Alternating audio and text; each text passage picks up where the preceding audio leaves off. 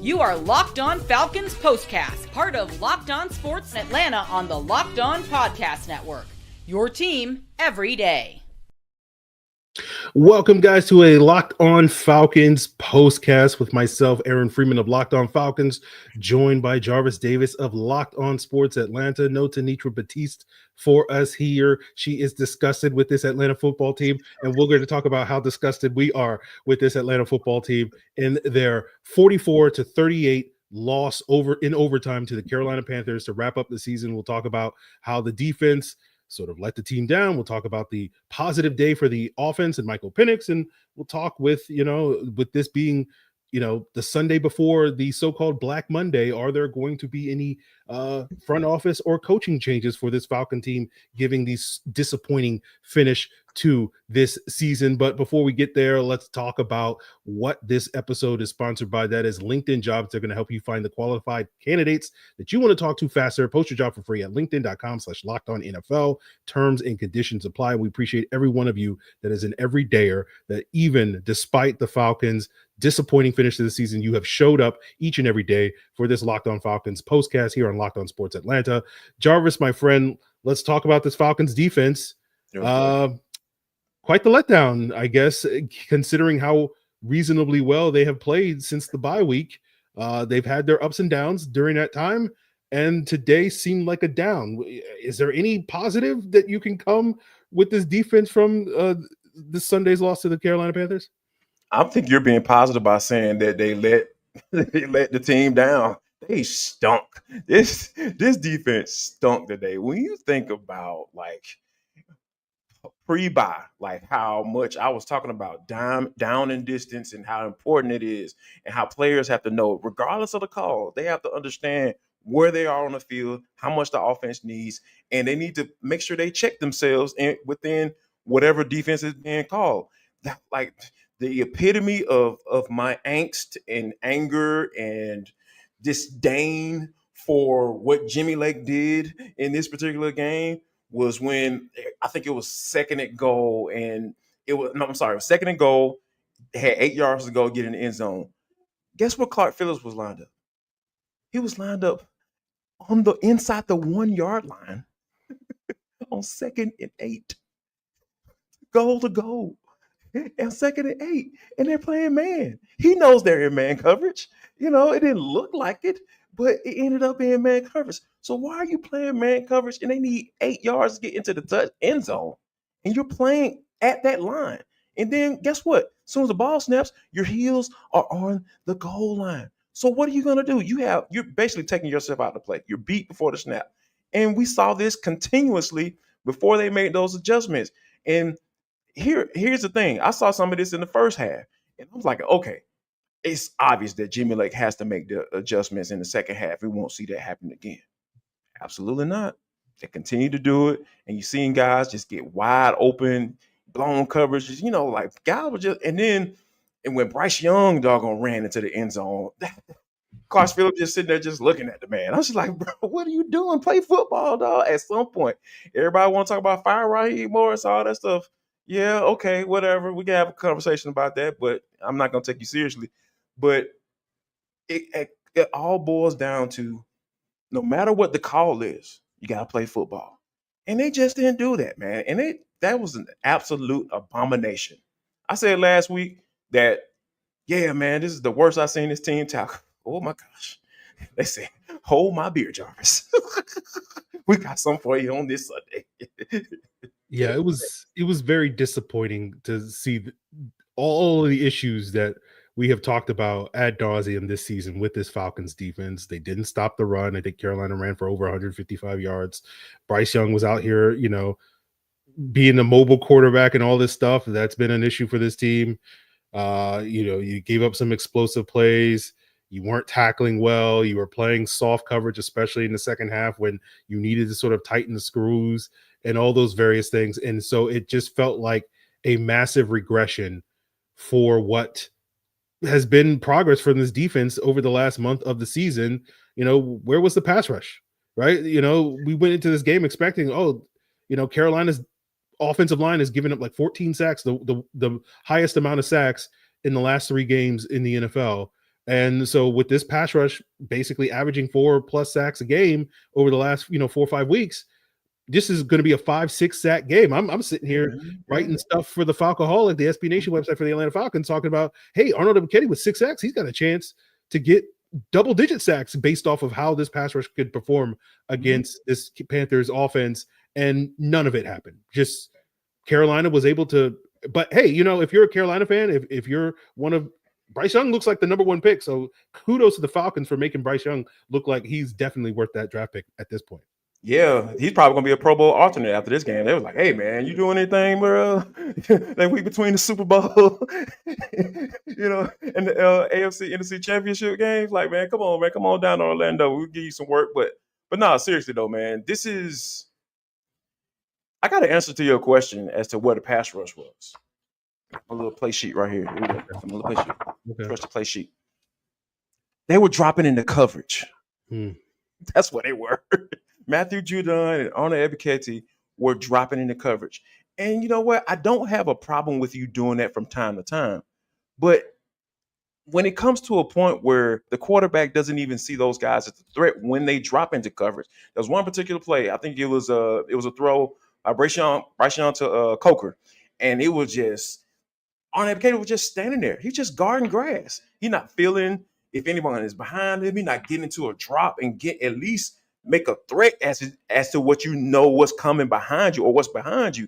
He just wasn't. It was like he wasn't even there. So my point is, if you aren't gonna play the coverage or at least be a threat to the quarterback to make an interception or make a deflection or anything like that, you might as well put your hand in the dirt or get in the 2-point stance and come off and try to get to the quarterback, because stuff like that at that point is just cute. It's just you just want to be cute at that point. And then you got Matthew Judon guard Miles Sanders coming out the backfield, dog, like 20 yards down, 25 yards downfield. Well, I don't understand. I just don't get it. Yeah, Jarvis, you're right. Because it's like sometimes with all the simulated pressures that the Falcons run with Caden Ellis rushing, a lot of times they like to send 4 and they'll drop one of their edges. And that's Judon, that's occasionally Arnold Ebiketie, as you talk about. Sometimes that happens. And you would forgive it if Caden Ellis was out there getting all these pressures and whatnot, but I don't like maybe I missed it, Jarvis, but I don't remember watching Caden Ellis rush the quarterback really at all. Free, you just had just as good eyes as mine when it comes to this football stuff. Dude, I did not see him. I saw him showing pressure and dropping and basically looking like Arnold Ebiketie again. You know what I'm saying? Like, he's not a threat. He's not a threat to the quarterback. Dude, put the man in a position to be successful. That's what you've been doing. Man, Caden Ellis has been playing amazing these past few weeks, and he went back to the same old crap. He turned right back into the guy that I used to talk about early on in the season. I'm like, hey, man, what's 55 doing? I don't know what you do. Because guess what? We know what he does best, and that is using his hands and getting to the quarterback.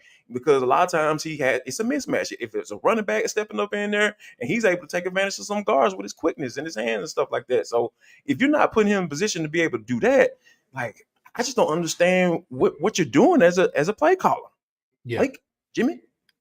Yeah. Well, we might talk later about Jimmy Lake and whether or not, he has earned a right to come back in Atlanta, but we'll finish the negative thoughts by getting into some positive things. At least we can talk about this Atlanta Falcons offense, and we'll continue that as we continue today's Locked On Falcons, Locked On Sports Atlanta postcast. So growing your small business in 2025 is going to come down to how well you can hire. And let's face it, better hires start with smarter insights, and that's where LinkedIn comes in. LinkedIn is going to help you identify the right candidates, giving you the confidence to make the best decisions for your business. It's a game changer when it comes to hiring the right fit.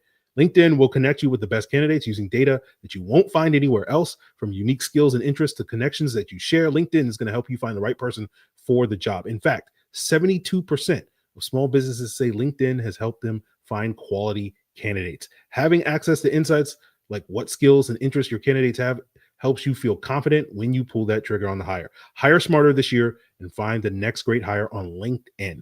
Post your job for free at linkedin.com/LockedOnNFL. That's linkedin.com/LockedOnNFL to post your job for free. Terms and conditions apply. Now, Rocket Money is a personal finance app that's going to help you cancel your unwanted subscriptions and monitor your spending and help lower your bills so you can grow your savings. It brings everything together in one place, whether it's subscriptions, your spending habits, or even your goals that you want to hit this year in 2025. Rocket Money has over 5 million users and has saved a total of 500 million in canceled subscriptions, saving members up to $740 a year when using all of the app's premium features. Canceling subscriptions is the big selling point for Rocket Money. They've helped me cancel subscriptions, and you find out very quickly how much that $740 adds up when you find $5 here, $8 here, $20 here. Locked On has been very good to me these last couple of years and made me a little bit more money. And the other thing, in addition to canceling subscriptions, Rocket Money is helping me monitor my spending so that I can save more of that money, so I can keep that money that Locked On has given me over the years. So cancel your unwanted subscriptions and reach your financial goals faster with Rocket Money. Go to rocketmoney.com/lockedon today. That's rocketmoney.com/lockedon, rocketmoney.com/lockedon.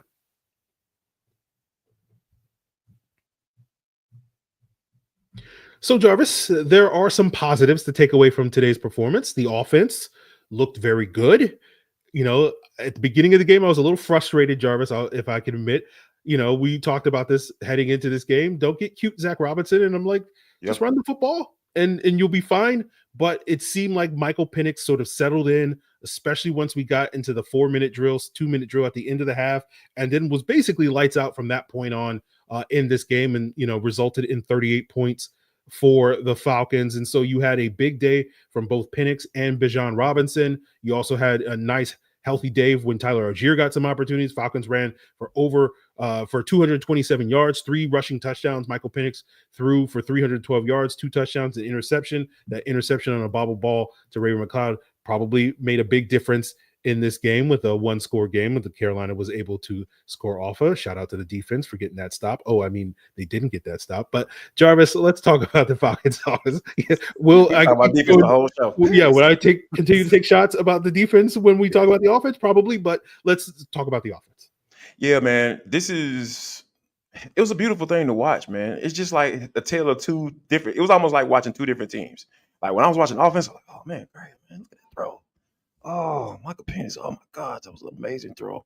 Oh, look at that catch. Look at Drake just being a dog out there. Oh, when Ray McLeod was actually catching the ball and not playing volleyball, man. Oh my God, man, Ray, that's what I'm talking about right there. Oh man, Khalil Hodge out here blocking in the run game. Look at Bijan, he's just doing his thing. Patience. Oh, it's everything. Hit the hole. Oh my God, press the hole. Oh my God, get upfield, get 3 more yards. Oh, break up by that tackle, man. The offense was just so fluid, just the way they were just moving the football.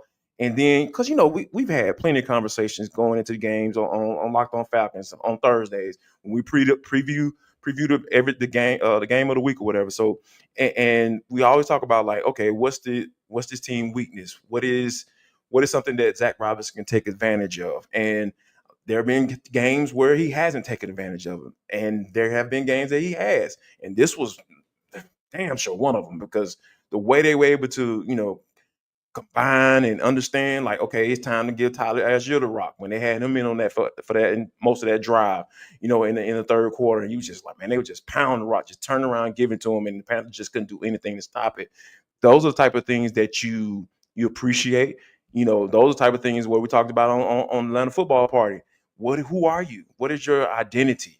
If you can sit up there and run the football when everyone in the stadium know that you're going to run it, that says a lot about you from a gumption standpoint, and it says a lot about your offensive line and how those guys are really putting hands on guys and getting in front of guys and letting Bijan go to work. So yeah, man, it was like a tale of two teams. It was like I was watching two different teams. When I was watching the offense, everything was great. When I was watching defense, everything was trash. Yes, you're right. And one of the big questions I had going into this game was, with Darnell Mooney being inactive due to that shoulder injury, Darnell Mooney has been their most explosive playmaker all throughout the season. And when he's not making those plays down the field, this offense has struggled to be explosive. And so I was wondering, okay, are they going to be able to generate explosive plays? Of course, I'm like, just run the ball and you don't have to worry about generating explosive plays if you move the ball, 6 yards a pop or whatever, running the football. But it was nice to see Drake London and Michael Penix really sort of hit that connection over and over and over again. And basically, you saw that last week against Washington. That basically, you talk about Zach Robinson. It's like, can you run your offense through Drake London? And then, like, we all think Drake London has the capability of being that sort of guy that can be the chain mover, that can be the guy that you go to in the red zone, that can be the guy that can win down the field and whatnot. And I think he showed that in this game. And it was nice to see him and Penix just really connecting in this game, in addition to the run game doing all the things that they did. And again, sorry for taking another shot at defense, but if you had told me continue, please, morning, Falcons going to score 38 points, I'm like, oh, okay, yeah, they should roll pretty easy. It'll probably be like a 38-24 type of game, and they should win pretty easily, like they scored 38 points the last time they played the Carolina Panthers. Unfortunately, the defense decided that we weren't going to hold them to 20 points, but it was nice. This is the type of game that you wanted to see them close out the season, especially with Penix coming into his third start, to give them some momentum, something to be excited about heading into the offseason, and something that you can build upon heading into the offseason when you get Darnell Mooney back, when you can add maybe some other options on this offense and sort of build upon the momentum that you set at the end of the season. Yeah, man. And that's what it's all about. I mean, I know people don't want to hear that right now because there is a fire and, with a whole bunch of wood just burning right now just for this team. And because like, hey, just fire everybody. But like when you kind of put all that stuff aside and then because it only can go to one side of the football and start to think about like what the future looks like for this offense. Like if I can say, if I'm looking at Zach Robinson just from a grade standpoint, I'm giving him a solid one. I'm giving him a solid grade, maybe a B, because there were moments where it was a little weird, especially to start the season with Kirk and him not being used to playing football and having to play real live football against TJ Watt, and friends, in the first game of the season. So, but I think, the first year offensive coordinator did a pretty doggone good job. And I'm looking forward to this offense continue to grow going forward, especially with 9 on the center. Yeah, that TJ Watt game is going to be a game that I'm still going to remember like 34 years from now, Jarvis. Absolutely, assuming I'm still alive. It's the Saints for me. The second Saints game. That's yeah. It's just there's always one game from every Falcons season that is just going to stick with you forever. And somebody right now, it is what it is. But I think the offense did an outstanding job in this one. It just unfortunately, because of some of the defensive letdowns, it wasn't enough. Any other thoughts, Jarvis, before we talking about this offense and some other positives that stood out to you before we get into, who should stay, who should go type of conversation that may or may not be realistic at this point in time ahead of Black Monday? I mean, to be honest, man, I'm actually sitting, I don't know if y'all know them, but I'm actually sitting here in the stadium and Michael Penix is at the podium. This dude has an amazing Falcons jacket. It is absolutely ridiculous. Y'all go check that out. Yeah, when you get a chance. It is. Wow. I would actually like that in 3X. But yeah, as far as sorry, I got a little distracted. Yeah, I'm trying to be positive, man. Yeah, I'm trying to find it. Action sense is really where we're at. We're at this point in time where it's just like not a whole lot else to say. Yes, not a whole lot else to say. But yeah, man, I think Drake being wide receiver 1. I know people question that a lot for some strange reason. The dude is an absolute dog. I think that, they got the wide receiver 1. We already know what Bijan is. I think Tyler Algier, he's excellent too. You know what I'm saying? So I think that combo, you don't have to worry about the running back position for quite some time. You can leave that alone, Terry. You know what I'm saying? You can stay away from the running back position. If you want to get a wide receiver, I guess, okay, whatever. But yeah, I'm real interested to see what Kyle Pitts, role is going forward because I'm not cashing that. I'm not writing that check, bro. Like I know it's not my money, and Arthur Blank does what he wants to do, and Terry Fontenot is the general manager right now, and Raheem Morris is the head coach of this football team.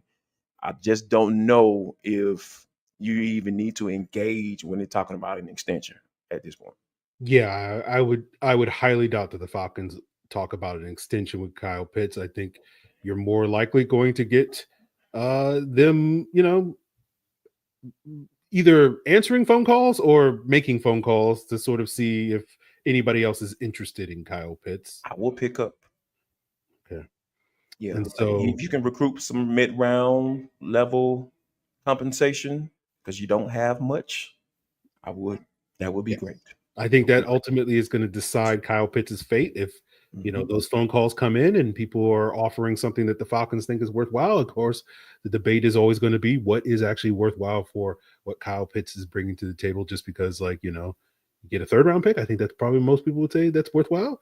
You get a 5th round pick, it's like, I don't know if I'm going to lose a special teams player then we got to replace him with another tight end. That becomes a conversation. So I'm sure you'll have plenty of those conversations all off season long, but we're not done here on today's Locked On Sports Atlanta and Locked On Falcons postcast. We have more to talk about, speaking of Kyle Pitts, other people that may be, little nervous tonight when, waiting to see if they get a text message to come on in, from Arthur Blank, from Raheem Morris, to be like, hey, I got to talk to you for a second. And it's like, what are you exactly going to talk to me about? Because tomorrow is the so-called Black Monday where so many people get fired around the NFL. Are we going to see changes in Atlanta? We'll break that down as we wrap up today's episode.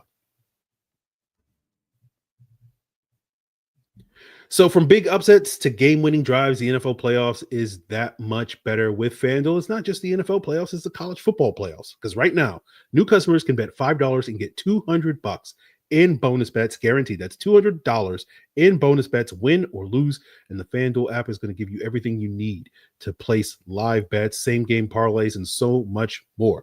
Right? Looking ahead to the college football playoffs, I had, Georgia winning over Oregon in a championship battle. That went up in smoke this past week, but maybe I can jump on the Ohio State or Notre Dame bandwagons, or if you still believe in the superiority of the SEC, then maybe you go with Texas to win it all. And even on FanDuel, you can bet so many things, not just college football playoffs, but the over/under on how many wins North Carolina is going to get under Bill Belichick this year at 7.5. So you can bet that. Of course, the NFL playoffs, NBA, NHL, all that is available at FanDuel.com.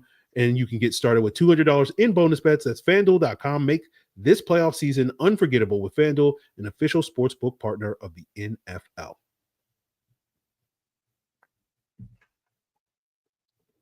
So wrapping up today's Locked On Falcons, Locked On Sports Atlanta postcast here, talking about this 44-38 loss to the Carolina Panthers. I think, Jarvis, we're ready to move on from this game and look ahead to the offseason, as I've teased a couple of times now. Tomorrow is Black Monday. There are going to be a large or a significant number. I've seen, speculation from various NFL insiders that, up to 8 head coaches might lose their jobs. I know, looking at the chat right now as we're talking on this podcast, there's a lot of Falcon fans that think Raheem Morris should be the 9th name on that list. Right.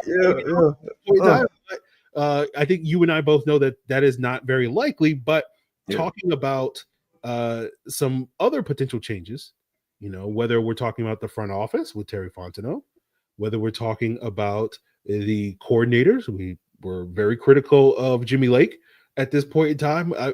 I'm curious, Jarvis, do you expect that we'll get some news tomorrow on Monday about some changes in Atlanta, and or do you think we should get that news tomorrow? You know what, man? I wouldn't say expect. That's a strong word. I would say there are going to be some conversations had either tonight or early in the morning, because when you think about what Terry Fontenot has done overall, we looking at the overall spectrum, right? Ever since he came in as the general manager of this team, and I think that there are some questions as to who, as far as draft goes. You're talking about draft buzz. We just talked about a guy who was number 4 overall pick that nobody should consider a guy that's worth extending, right? Or giving a contract. Or we was talking about trading him. That's huge. That's big when you have you've had a need for a pass rusher for quite some time, and you passed up on a guy. And even today, when I was looking at Caleb McGarrett getting worked by Jadeveon Clowney, who's not one of the best pass rushers of all time. No, he's not. He's actually a guy who's probably looked at it as a bust himself, So you got a guy like Penix Jr. who's been an All-Pro at 2 different positions. You know what I'm saying? Just throw that out there. You know what I'm saying? Not at 2 positions. I'm sorry. Think about somebody else that they passed up on. Oh yeah, Jared Verse made the Pro Bowl too. Yeah, just throw that out there. But anyway, that's a whole nother conversation. But when you look at the overall body of work of Terry Fontenot, there are a lot of questions. Then obviously the big one, like you did everything you possibly could to get out of cap hell and all this dead money with Julio Jones and Matt Ryan contract, all that stuff. He was given a lot of credit for being able to work and get some type of guys out there to at least be able to compete, right? To be a below average team. Now you bring in Kirk and doggone give him $100 million guaranteed, and dude don't barely make it through the first season as a starter, right? And now, you look, but here's the thing: this might just be his saving grace. He drafted Michael Penix, though, and we know that Thomas Dimitroff escaped a lot of the Grim Reaper-ish stuff, because he drafted Matt Ryan, the face of the franchise. So I don't know how Arthur Blank feel about all the stuff that I just laid out, but I know if anyone is in his ear, if Rich McKay is still in his ear, Rich McKay is saying, "Hey man, they got themselves a quarterback." So if you're gonna save them, if you're not gonna fire them, that is a damn good reason to, because we know how hard it is when organizations cannot figure out their quarterback spot, and the Falcons have it figured out again. Yeah. I am of the mindset that I don't expect any, coordinator changes. I don't expect Jimmy Lake to lose his job. I don't expect Raheem Morris to strip him of duties. I would love to see, as we go through this coaching cycle over the next, 4 to 6 weeks, Jarvis, it now takes. I would love to see with some of these other teams changing coaches, maybe bring in a couple more guys in here that maybe have a little bit more experience calling maybe some more aggressive defenses, just to have a meeting of the minds, just to have some people that can also help out Jimmy Lake to be like, here's an idea, like let's play press coverage and let's blitz and let's do some aggressive stuff. So I would love another to see Raheem Morris minded type guy. Yeah. So Jeff Ulbricht's probably not staying in New York at this point in time. So think about that. I like Jeff now. I like Jeff now. When it comes to Terry Fontenot, I'm of the mindset, I haven't been that impressed with anything Terry Fontenot has done up to this point, 4 years. Mm-hmm. I don't think he's done a terrible job. I just think he's done a pretty, Jarvis, we've had this conversation multiple times over the last year. Like, what do we grade, on good days? Terry's done like a B-, and then on some days it's like a C-, and it's like usually you average it out. It's about a C. It's about average, mid, mid, functional, whatever you want to call it. Mm-hmm. And so we're now in a point where it's like you're right. The Falcons potentially have a quarterback. You want to see how that plays out. And for me, this is kind of, you're in a similar cap situation that you had when you inherited the team in Terry Fontenot, with a very expensive aging quarterback that you want to move on from. And so I sit here and I go I want to see if Terry Fontenot can dig himself out of this hole, right? I want to see what this offense looks like, or this offseason, He's done it before, right? And so I want to see, with these expectations out there, that the Falcons need to make the playoffs next year and all that stuff, and you have limited resources and limited cap space. Can you dig yourself out of that? Because I don't think changing the general manager at this point, and then you have a new guy come in, and we're going to be sitting here having the same conversation we had with Terry Fontenot 4 years ago. He was hamstrung from what Terry Fontenot did and whatnot. Yep. So I would rather have, if you're going to make that GM change, that person be set up for success, hopefully with a young, talented quarterback and some of the young weapons that you have, and hopefully a couple more pieces on this defense and whatnot. So to me, this is kind of a make or break offseason for Terry Fontenot. And I'm kind of the mindset, I would like to see him make it as opposed to break it. Yeah, man.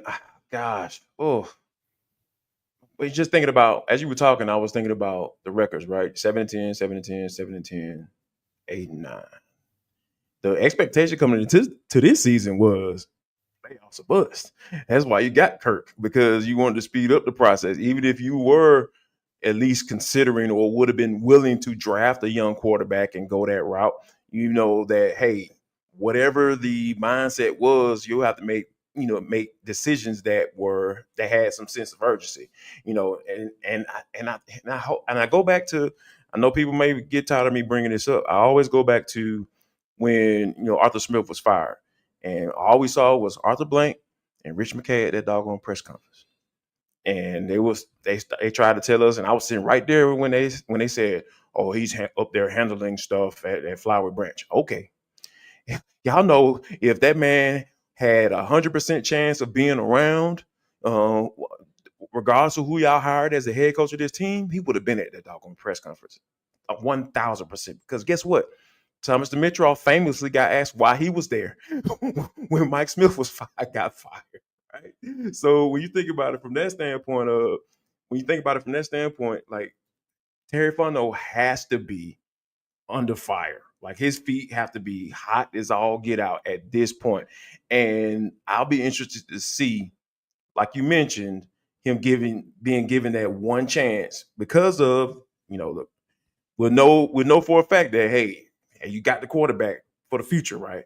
At least Arthur Blank knows that, right? He can sleep at night knowing that he got a pretty doggone good quarterback for what we've seen so far. But, if he's given another chance, man, it's not no injuries, none of that. Best player, bro. You got to be drafting for need. Hey, you need a safety because, man, Justin Simmons is not it, man. Like, you got some holes on defense. Judon, he's out the door. Like, you got some holes on defense, man. So he got a lot of work to do. If he sticks around, he has a lot of work to do, Jack. Yes, I agree with that, Jarvis. And, I want to see if he can do the work, right? Like that to me is like where we talking about grading the GMs. Like if you can do the work this offseason, then that will bump up your grade quite a bit and earn some respect. And hopefully that translates into more wins in the playoff season in 2025. But of course, Jarvis and I, along with Tenitra Batiste, will have you guys covered all offseason long, beginning on tomorrow with myself, Jarvis, Tenitra, and of course our girl Tori McElhaney over at AtlantaFalcons.com on the Atlanta Football Party on Locked On Sports Atlanta. Make sure you guys check it out. Subscribe. Check out Locked On Falcons. I will be going live with my own thoughts on this game shortly in about 30 to 45 minutes over at Locked On Falcons on YouTube. So continue to make these shows your first listen all off season long. Will keep you guys locked on. And of course, if you want to find out what's going on around the rest of the NFL, you got 2 shows daily on the Locked On NFL podcast. They'll have you covered for this weekend's action. They'll have you covered certainly for Black Monday tomorrow and whatnot. So it's all part of the Locked On Podcast Network, your team